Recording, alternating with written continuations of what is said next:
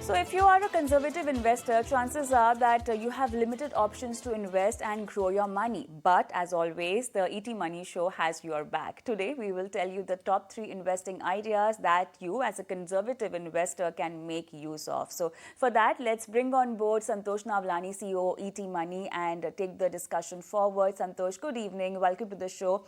Before we deep dive into these strategies or the investment ideas, I just want to understand who exactly is a conservative investor. Hi, Kavita. There is no hardcore definition of a conservative investor, but I think the general understanding and even in AD Money, what we believe is a set of investors who actually cannot withstand a significant drawdown in their investments. That means a significant fall in value from their investment highs they've seen. If it is significant, they may not be able to tolerate it and will possibly make panic decisions to modify their investment plans or maybe withdraw altogether. For the sake of putting a quantification number on this, I would actually presume that somebody who cannot withstand like a 5% drawdown on their investments would actually be qualified as conservative investor. And these kind of investors should actually be investing differently, and typically they would be the ones who would be struggling for options in a low interest environment when they don't want to take equity exposure, or even generally in high equity valuation environment, which is what we are looking for right now, in which fixed income actually, whether it's going to be stalled or would actually move forward, we wouldn't know. People like them would actually struggle for investment ideas, and I think we can help them out. That's very well defined. Now it's easy to understand whether an investor is conservative investor or not. But then, not everyone can do this. Is there any kind of a way to work this out to identify your risk appetite and in what category are you as an investor? Can ET Money app help into identifying yourself as to what kind of a risk appetite an investor has? Oh, yes. Kavita, on the ET Money app, there is actually a free assessment available, which we term it as investor personality. Unlike a lot of traditional methods to assess one's risk profile, this is basically based on a proven behavioral economics research, and actually tests an investor on three different areas of investment decision making. What kind of biases one has, what kind of investment behaviors one exhibits, and what kind of knowledge an investor has to be able to take complex investment decisions, which may not be very easy for a lot of people. We assess on these three parameters and actually classify every investor into 8 different personalities. And more importantly, we give a risk score which is dynamic in nature. So you actually would be able to get a risk score on the scale of 100, like a 50 to 70, 35 to 45, or for that matter 80 to 100, if you are an investor. And somebody who is falling in the range of about 25 to 40 would be somebody who's actually a conservative investor in our opinion, and should actually be having a portfolio which actually keeps in mind that either one is very, very short-term investment investor, or one is basically somebody who would actually require a handholding in terms of creating a constructive portfolio. So a general mindset is Santosh, that if you don't take risk, you won't be able to make good returns. So with this kind of a general mentality, you think the conservative investors actually lose the chance to make money in their portfolio because they are not taking enough risk?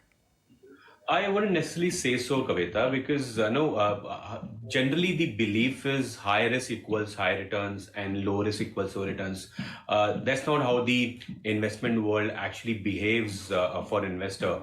I think investment is all about what kind of market cycle you are part of. And if you are part of a bull cycle, then of course the aggressive investor tends to make a lot of money. But if somebody is stuck in a market cycle which is actually a kind of more of a time correction phase that one is in, or bad economic recovery, or high interest rate environment but no growth, so those kind of things can come in and may spoil the returns completely. It is hence we always believe that one should be asset allocating not just based on one's risk profile, but also based on market conditions, which can be interest rates, valuation, market trends, inflation, government policies, and so on and so forth. So one if one constructs a portfolio based on multiple things, then even a conservative investor can make a decent amount of real return over a risk-free return. And I would actually go out and say that earning a 9 to 10% return for a conservative investor, if one has a long-term horizon like a 5 to 7 years, is actually fairly easy. Now let's get on to the investment ideas that you have for our conservative investors and viewers. The first one being short-term duration funds. Yeah, so before we kind of talk about the short-term duration, I would like to just put a caveat here that the ideas that we're discussing are for conservative investors looking to invest for like 3 to 5 year horizon, not necessarily short-term. Then that may not be like typically long-term that as well. So it's a sweet spot. 3 to 5, maybe 2 to 4 years is a good horizon for these kind of investment ideas. And of course, to be specifying clearly for conservative investors. So short-term debt fund category is one of the most attractive category in our opinion at AT Money, and we believe that it's something which can be core part of one's debt portfolio as well, even if one is not conservative. So if you're conservative and looking to deploy money in an investment kind of asset class where you believe that you are not sure that you should lock your money in a fixed deposit for a higher rate of return, only to realize that interest actually further go up, and you also feel that a 6% return on a 2 year FD is pretty less today. So this kind of investor actually get confused. What does he do for his money? Because most banks today are offering about 6.5 for their 2 to 3 year FDs, and even NBFCs, if triple rated, will not go beyond 7.7, 7.8 for a 3 year FD. So one gets stuck on that side, and one doesn't want to lock in the rates at this rates, and so short-term debt funds can come into picture because they would actually be giving you a stable return if you have a horizon of 3 years plus. And these funds are actually not extremely sensitive to interest rates on both the sides. As we are aware on the show, that liquid funds, overnight funds, which are very short term in nature, they typically give you better returns in a rising interest rate environment. And on the contrary, they give you very low returns in a falling interest rate environment. A short term fund actually, or a long term fund actually gives you reverse. It gives you better rates when interest are falling, and if it gives you low returns when interests are rising. So if you are an investor who is stuck between this question of where the interest rates are headed, you should head to short-term debt funds, and they would actually be having a horizon or a duration, as we call it, about 1 to 3 years by regulation. And because of that, they neither get extra sensitive in a falling interest rate environment, they don't get extra sensitive on the rising interest rate environment. And current yields which are going in the marketplace should be in the region of 7.5, 7.7, and you can get decent returns by locking your money there right now. And a horizon, it may go up and down, may fluctuate a bit, but you should have a good investment experience if you are holding your money for 3 years. So these kind of funds invest where exactly? What's the portfolio composition like?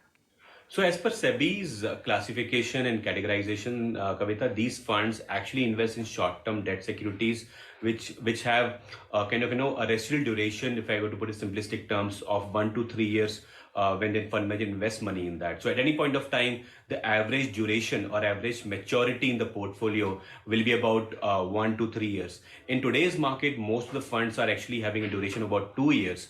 So it's not giving you too much of interest rate risk, and most of the money, because of short-term nature, lies in good AAA rated kind of debt papers of corporates or government securities or PSUs for that matter. So even the credit risk is actually pretty controlled in these kind of funds. So you are not taking excessive risk on credit or excessive risk on interest rate duration. You are just in the sweet spot of putting your money in good highly rated papers for a short-term duration and attractive yield that we are reading right now in the marketplace.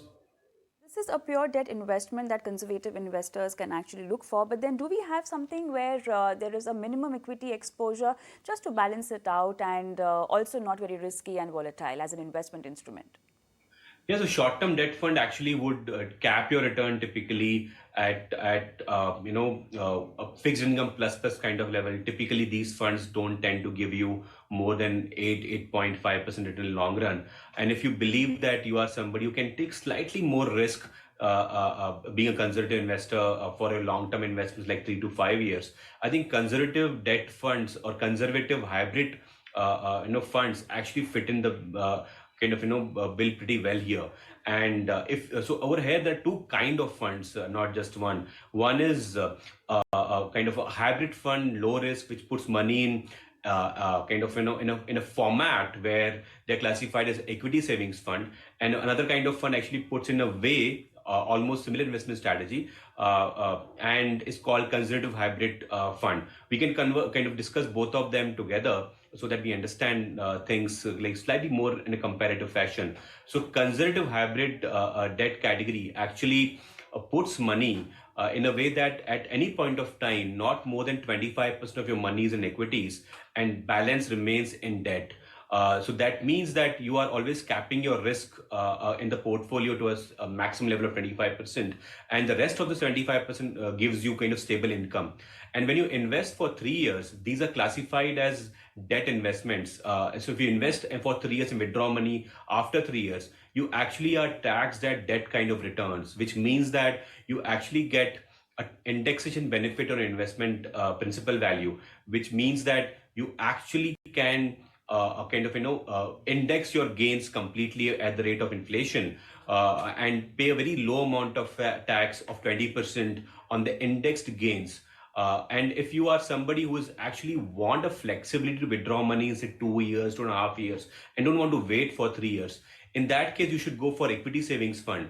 They actually have very similar investment profile. They put like 25 to 30% in equities. What they do is to basically qualify for a equity taxation, they put about 30-35% of their money is always in arbitrage opportunities, and rest 35% odd money in debt in investments. So what this does is basically gives you kind of a 25-30% equity kind of return, 35% debt kind of return, and balance 30% like a liquid overnight kind of fund returns, which arbitrage positively give you. And the investment profile becomes very similar. The good part is you can actually withdraw money after 2 years and only pay long-term capital gain tax of 10% on your gains. So I would say actually both are similar investments, just that one is suitable for less than 3 years, one is suitable for investments of more than 3 years. And both of these can give you good healthy returns of upwards of 9% if you look at past performance of any 5 year, 7 year period for that matter. All right, so these are the options that you've stated out for our conservative investor equity savings fund. Then they have conservative hybrid and short-term duration fund. Thank you so much, Santosh. That will be all. And thank you so much for being on the show and helping our conservative investor plan their investments. Thanks, Kavita.